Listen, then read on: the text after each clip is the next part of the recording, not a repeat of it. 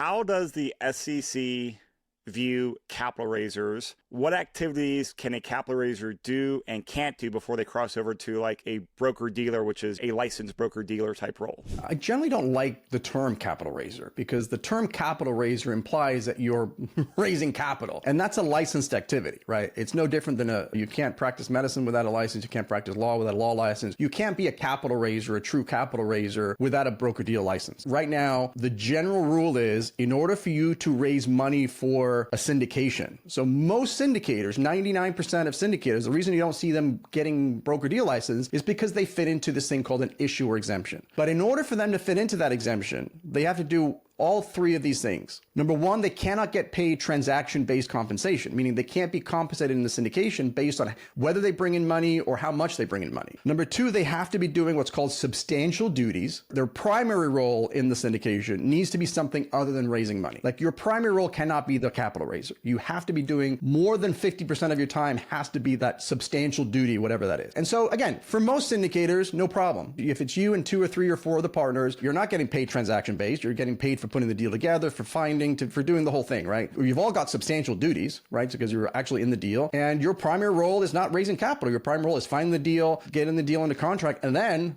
sometimes people forget, you're asset managing the sucker for 5 years. If something goes bad, that's where the SEC or the regulator would open up investigation. They start doing audit. They start asking for questions. And that's where they'd uncover, oh, wait a minute. Hey, Bobby, it looks like you own 6% of this company. What did you do for the 6%? Like, I don't see you really doing anything. I think that's something that LPs should be asking when they get involved in deals, back to your point about who's on the team and who plays what role on the team so they can have eyes wide open when they go into an investment. Like once you get past 5, it's tough to argue that everybody in there is doing substantial. And then plus, why would you have more than 5? You're just diluting yourself. If there are really 5 people, I mean, how many people do you really need to go? They're trying to fit that in there. And so they're trying to almost manufacture or hide or whatever. And again, the SEC doesn't care about titles, and they're going to look through all that and say, hey, did this person, this third party, did they get transaction-based comp, or did they get compensated for bringing value to the deal?